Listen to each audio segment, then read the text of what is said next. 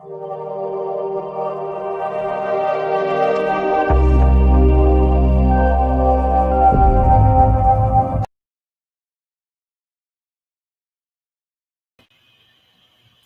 morning. Good morning. We are on day 4 of our Fears series in regards to the Breathing Room devotional. My name is Jamie, and I am the owner here of Jay's Brother. And I just literally got up, you guys, brushed my teeth, and came here and started early because I started my hair yesterday and I'm not completely finished, although it may look like it is whenever I take this thing off, but it's not. So today is my 35th birthday also, which I'm super excited about. And then we will be leaving for the beach this weekend for a much needed vacay. So let's get into it, okay? We are going to start with the scripture. And it comes out of Jeremiah 17:7-8. And it says, "Blessed is the man who trusts in Adonai. Adonai will be his security. He will be like a tree planted by near water. It spreads out its roots by the river. It does not notice when heat comes, and its foliage is lukewarm. It is not anxious in a year of drought, but keeps on yielding fruit." So I think that is awesome. Now I've got to read from out of this book, okay? And that's probably like a little struggle in the morning, but don't judge me. Wait, hold on. When our kids were young and we wanted to help them overcome their fear, we practiced a lot, diving into the deep of the end of the pool, confidently shaking an adult's hand, fessing up and asking for forgiveness. My son got an issue with that. My husband, Andy, even helped our daughter practice breaking up with her middle school boyfriend. As parents, we knew that the only way to help our kids overcome fear and become more confident was by practicing. This formula applies to other fears too. The only way to overcome them is with practice. What does this mean for the fears that steal our breathing room? It means they are each a chance to practice trusting God. As we see God meet our needs despite our fears of missing out and falling behind, we grow more confident that He can be trusted. This is why, in the face of their very real fear of finding enough food, God established a routine of Shabbat for the Israelites. Week after week, fear after fear, God was providing that He could be trusted. In today's passage, Jeremiah describes what it's like to have earned such a confidence in God. He says that the person who trusts in the Lord doesn't have to fear hard times. She doesn't have to worry about the future. Those two really good reasons to welcome the fears that try to steal our breathing room. Obviously, welcoming fears isn't easy. We're afraid, after all. But remember, our fears give us a chance to practice trusting God. And eventually, our practice will become perfect. So, I always like to tell you what I journaled during that time. And so I put, this is so crazy. So this is going to be hard for me to say. Okay, so I put that I fear that the entrepreneurial ideal God gave me will not flourish. I see other companies rising, and I feel like I should be there by now. I feel like I am like at a roadblock. So that's why I said that I needed to reach out to somebody and get some help. It's so crazy. So anyways, it also says at the bottom of this that as we see God meet our needs, despite our fears of missing out or falling behind, we grow more confident that He can be trusted. So I just want to give a shout out to Rakita because she came yesterday and she brought me some birthday flowers, you guys, and I love them. So look at them. And I thought that was really sweet of her because I was so not expecting that. And yeah, happy birthday to me. Happy birthday to you. Happy birthday to you. That's like not the appropriate clap, right? That's like it's a little ghetto, a little bit. Anyways, so we've got a couple questions, of course, and I don't even think they're questions. I think that you got to fill in a blank.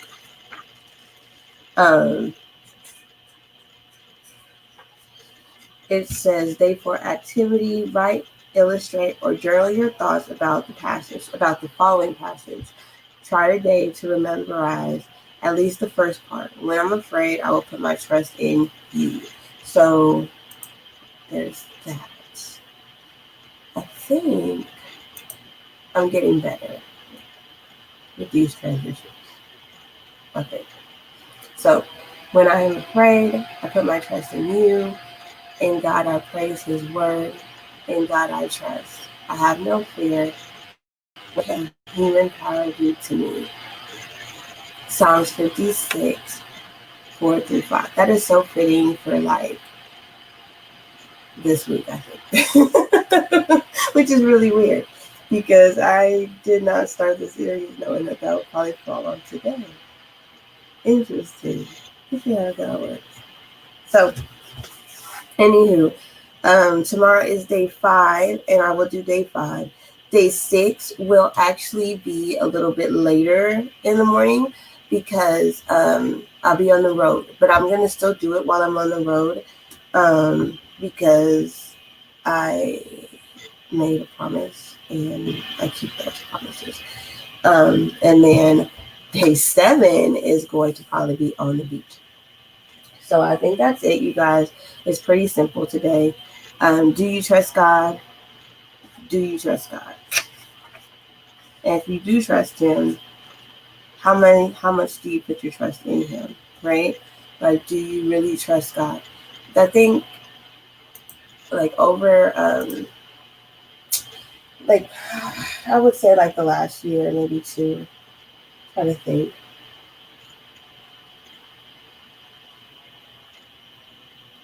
So my dad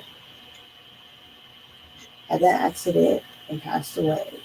And right before that happened, I had started my program. So what's so funny is like people are like, "Oh, why are you doing this program?" I actually started off with that. So I started the program, and I had people in there that everybody knows. And then my dad passed away, and so I had to leave. I was almost gone for like a month, to be honest, because it was he had an accident, a really bad accident, and I'm thankful for the people that actually stopped and helped him. I'm sorry. Hold on. So, I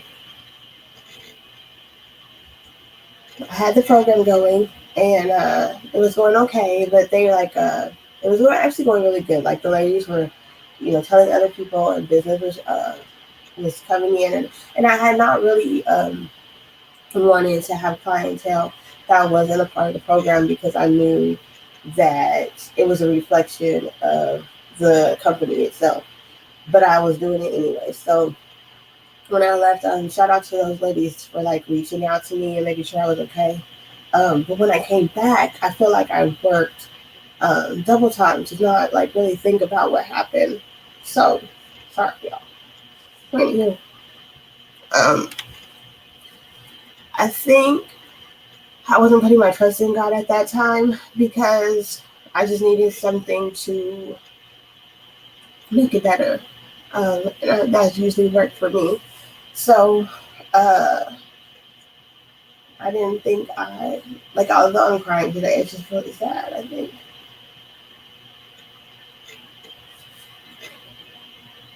So I'm not gonna talk too much anymore because I think holidays and days like this is a little bit more harder than I thought because my dad is not here.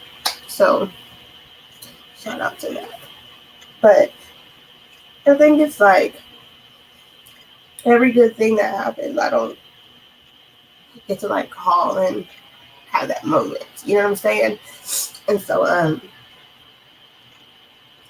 it just hit me while I was sitting here. So I hope that everybody has a really good day. Sorry, I just had like a full on moment on a live. And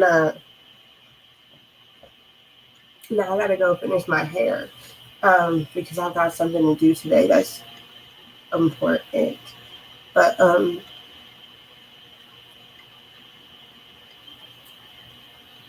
fear is something that will literally stop you from reaching your goals. And I'm about to make a post because I took these pictures, but I had a photo shoot and I was like, I've never had a photo shoot like this, and I was afraid. And it actually came out so good. Like the first picture that you see while waiting, that is part of that photo shoot.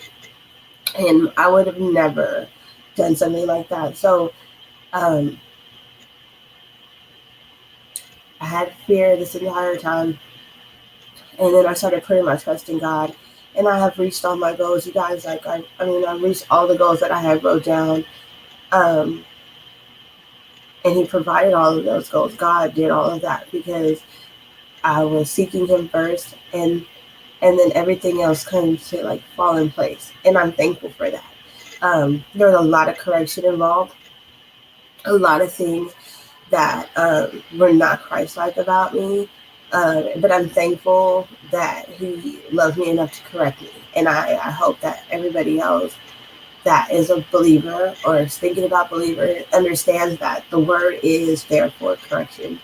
And you need that. You need that correction, just like we need our parents to help us, be corrected, to mold us, to shape us, to lead us and to guide us so that we can be assets to our community. And so God molds us and shapes us so that we can be leaders and serve in the kingdom, right? And so that's what it's all about. Oh my God, these flowers are so pretty.